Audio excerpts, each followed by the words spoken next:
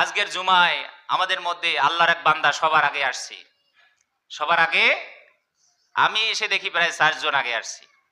এই মোটরসাইকেলে যদি তেল যদি না নিতাম আমি কিন্তু আসতাম। ওই ভাগিদার ওই চিন্তা ভাবনা করেই কিন্তু বাড়ি থেকে বের হয়েছি আগেই। কারণ পবিত্র জুমার দিনে যে সবার আগে যে মসজিদে আসবে সে কিসের সব পাবে? উট। কি কুরবানি? উট কুরবানি। একটা মানুষের মনেও কি আশা ছিল না আজকে পবিত্র মাহে রমজানের প্রথম জুমা, আমি একটু সবার আগে গিয়ে আমি একটু উট কুরবানির সবটা নেই? ছিল না?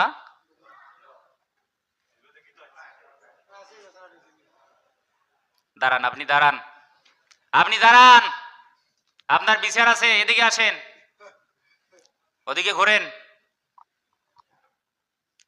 আমাদের এই দাদু সবার আগে তিনি আসছেন। একটা তাকবীর দেন সবাই, লিল্লাহি তাকবীর, লিল্লাহি তাকবীর। এরা সবার আগে আসছেন। একটা উট কি আজকে কুরবানির সব পাওয়া যাবে শুধু?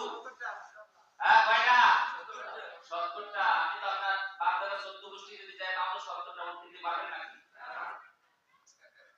ইনি আজকে সেটা করিয়ে রেখেছেন। আমরা তার জন্য দোয়া করি, আল্লাহ যেন তার হায়াত যেন বাড়িয়ে দেয়, আল্লাহ যেন তাকে নেক হায়াত দান করে, আল্লাহ যেন তার জানে মালে বরকত দেয়। এবং আমার পক্ষ থেকে কিন্তু ছোট্ট একটা আমি হাদিয়া দেব। যেহেতু উনি আসছেন, তো আগামী জুমায় আমরা সবাই আগে আসতে চাই কি চাই না? আরো জোরে বলেন, আমরা সবাই আগে আসতে চাই কি চাই না? চাই। আমরা সবাই আগে আসবো, আমরা কিসের সব নেব? কয়টা? আরো জোরে বলেন, কয়টা? 70টা। সভাপতি সাহেব এসে নাই? ইন্নালিল্লাহ। তাহলে আপনি আসেন, এসে সাহেব আসেন।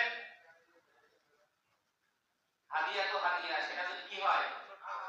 ছোট্ট হয়। আসেন, আপনি ইফতার খাবেন।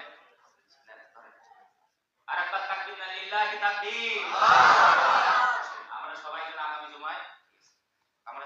আগামী জুমায় আগে যেন আসতে পারি। সাহাবায়ে কেরাম বললেন, ইয়া রাসূলুল্লাহ, আমরা সবাই যদি একসাথে যদি আসি, একসাথে যদি 100 মানুষ যদি মসজিদে প্রবেশ করে, বিশ্বনবী ইসলাম বললেন 100 মানুষ যদি একসাথে আপনার ঘরে যদি প্রবেশ করে জুমার দিন, 100টা মানুষ কুরবানি করার সওয়াব পাবে। সুবহানাল্লাহ। আল্লাহর দরবারে কি সবের কমতি আছে? আর যদি কমতি আছে, আমরা সবাই আসতে পারবো না ইনশাআল্লাহ। আমি সহ আগামী জুমায় আমরা সবাই যেন আসতে পারি। রব্বুল আলামিন আমাদের সবাইকে যেন সেই তৌফিক দান করে। সকলে বলি আল্লাহুম্মা।